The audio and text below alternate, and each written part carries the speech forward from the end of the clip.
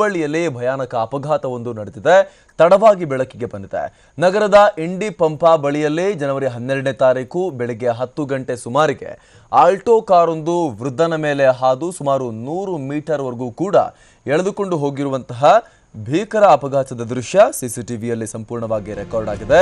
ನೇಕಾರ ನಗರದ ನಿವಾಸಿಯಾಗಿರುವಂತಹ ಬಲರಾಮ ಸಿಂಗ್ ಡಬ್ಬೆ ಮೃತ ದುರ್ದೈವಿ.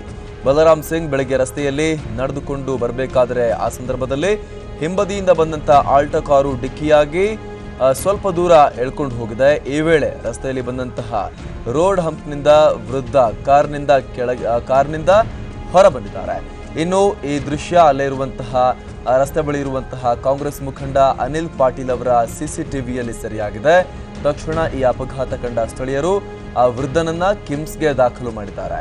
ಸದ್ಯ ವೃದ್ಧನ ಎಲುಬುಗಳು ಸಂಪೂರ್ಣವಾಗಿ ಪುಡಿಯಾಗಿದ್ದು ವೃದ್ಧನ ಪರಿಸ್ಥಿತಿ ಗಂಭೀರವಾಗಿದೆ.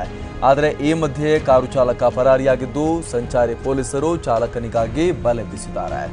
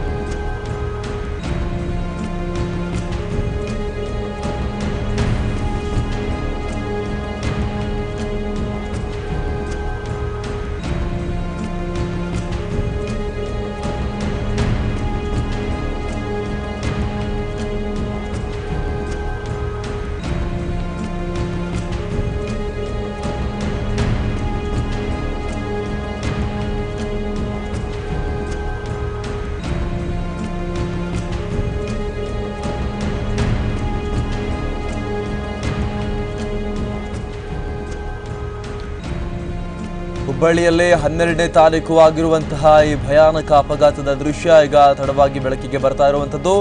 ನಗರದ ಇಂಡಿ ಪಂಪಾ ಬಳಿಯಲ್ಲಿ 12ನೇ ತಾರೀಕು ಬೆಳಗ್ಗೆ 10 ಗಂಟೆ ಸುಮಾರಿಗೆ ಆಲ್ಟೋ ಕಾರೊಂದು ವೃದ್ಧನ ಮೇಲೆ ಹರಿದು ಹೋಗುತ್ತೆ. ದೃಶ್ಯಗಳಲ್ಲೂ ಕೂಡ ಗಮನಿಸ್ತಾ ಇದ್ದೀವಿ. ಸುಮಾರು 100 ಮೀಟರ್ವರೆಗೂ ಕೂಡ ಎಳೆದುಕೊಂಡು ಹೋಗಿರುವಂತಹ ಭೀಕರ ಅಪಘಾತದ ದೃಶ್ಯ ಸಿಸಿಟಿವಿಯಲ್ಲಿ ಸೆರೆಯಾಗಿದೆ. ನೇಕಾರ ನಗರ ನಿವಾಸಿಯಾಗಿರುವ ಬಲರಾಮ ಸಿಂಗ್ ಡಬ್ಬೆ ಅಪಘಾತಕ್ಕೆ ಒಳಗಾಗಿರುವಂತಹ ವ್ಯಕ್ತಿ. ಬಲರಾಮ್ ಸಿಂಗ್ ಬೆಳಗ್ಗೆ ರಸ್ತೆಯಲ್ಲಿ ನಡೆದುಕೊಂಡು ಬರಬೇಕಾದ್ರೆ ಹಿಂಬದಿಯಿಂದ ಬಂದಂತ ಆಲ್ಟೋ ಕಾರು ಡಿಕ್ಕಿ ಹೊಡೆದು ಸ್ವಲ್ಪ ದೂರ ಎಳ್ಕೊಂಡು ಹೋಗಿದೆ. ಈ ವೇಳೆ ರಸ್ತೆಯಲ್ಲಿ ಬಂದಂತ ರೋಡ್ ಹಂಪ್ನಿಂದ ವೃದ್ಧ ಕಾರ್ನಿಂದ ಡಿಟ್ಯಾಚ್ ಆಗಿದ್ದಾರೆ. ಕಾರ್ ಅವ್ರನ್ನ ಎಳ್ಕೊಂಡು ಹೋಗ್ತಾನೆ ಇತ್ತು. ಆದರೆ ಹಂಪ್ ಬಂದಾಗ ಕಾರ್ ಮತ್ತು ಅವರ ಮಧ್ಯೆ ಸಂಪರ್ಕ ಕಡಿತ ಆಗಿದೆ. ಇನ್ನು ಈ ವೇಳೆ ರಸ್ತೆ ಬಳಿಯಲ್ಲೇ ಇರುವಂತಹ ಕಾಂಗ್ರೆಸ್ ಮುಖಂಡರೊಬ್ಬರ ಮನೆಯಲ್ಲಿದ್ದಂತಹ ಸಿಸಿಟಿವಿಯಲ್ಲಿ ಈ ಘಟನೆಯ ಅಷ್ಟು ದೃಶ್ಯಾವಳಿ ಸರಿಯಾಗಿದೆ. ತಕ್ಷಣ ಈ ಅಪಘಾತವನ್ನ ಕಂಡಂತಹ ಸ್ಥಳೀಯರು ವೃದ್ಧನನ್ನ ಕಿಮ್ಸ್ಗೆ ದಾಖಲು ಮಾಡಿದ್ದಾರೆ. ಸದ್ಯ ವೃದ್ಧನ ಎಲುಬುಗಳು ಮುರಿದಿದ್ದು ವೃದ್ಧನ ಪರಿಸ್ಥಿತಿ ಗಂಭೀರವಾಗಿದೆ. ಆದರೆ ಈ ಮಧ್ಯೆ ಕಾರಿನ ಚಾಲಕ ಈ ಅಪಘಾತ ಮಾಡಿದ ಬಳಿಕ ಪರಾರಿಯಾಗಿದ್ದು ಸಂಚಾರಿ ಪೊಲೀಸರು ಚಾಲಕನಿಗಾಗಿ ಈಗ ಹುಡುಕಾಟವನ್ನು ನಡೆಸ್ತಾ ಇದ್ದಾರೆ.